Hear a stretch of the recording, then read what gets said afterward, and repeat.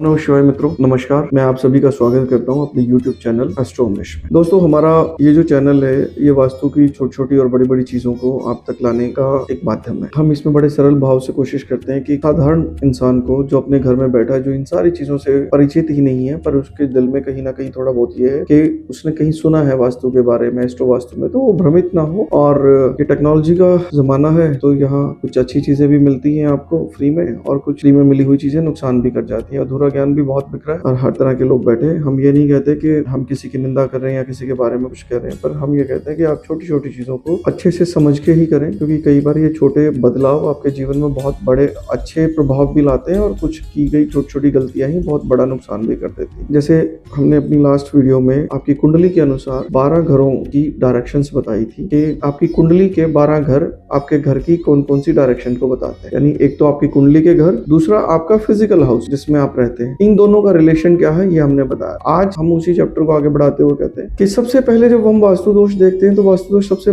बड़ा वास्तु दोष क्या होता है भाई? घर शुरू ही एंट्री से होता है, तो एंट्री को ही सबसे पहले देखना चाहिए। हमने अपनी पिछली वीडियोस में आपको पूरा 360 डिग्री चार्ट में ये समझाया था कि 16 डायरेक्शन होती है, ठीक है। अब जब हम घर के गेट की कैलकुलेशन करते हैं तो हम इन 16 डायरेक्शन को भी 32 में कन्वर्ट कर लेते हैं। जैसे ईस्ट है, ईस्ट के 8 पार्ट हो जाते हैं, वेस्ट के 8 पार्ट हो जाते हैं, नॉर्थ के 8 पार्ट हो जाते हैं और साउथ के 8 पार्ट हो जाते हैं। अब इनमें हम इनको काउंट करते हैं E1, E2, E3, E4, E5। अगर कभी आपने इस चीज को देखना हो तो ये आपको ये चार्ट ना डायरेक्शन में E1, E2 कैसे मार्क करते हैं ये आपको गूगल पे बहुत इजीली मिल जाएगा। आप सर्च मारोगे वास्तु 360 डिग्री चार्ट, आपको वहां पे मिल जाएगा। तो इस डायरेक्शन की बात करते हैं। पहले हम बात करेंगे कि कौन सी डायरेक्शन में कौन सी नंबर में आने वाले एंट्रेंसेस बिल्कुल ओके हैं, जहां आपको कुछ करना ही नहीं है। दोस्तों, हम ना क्योंकि सब कुछ वास्तु में नॉर्थ से स्टार्ट होता है तो हम इसको नॉर्थ से ही स्टार्ट करते हैं। अब नॉर्थ में N1 से लेके N8 तक नॉर्थ कहलाता है, और इसमें N3, N4, N5 में अगर आपकी एंट्री पड़ती है तो वो आइडल एंट्री कंसीडर होती है। इसमें आपको किसी भी तरह का अपने मन में वहम नहीं डालना है कि इधर हो गया उधर हो गया। ये इन 3 नंबर्स में पड़ने वाली एंट्री आपकी बिल्कुल ठीक होगी। नॉर्थ के बाद ईस्ट आता है, ईस्ट में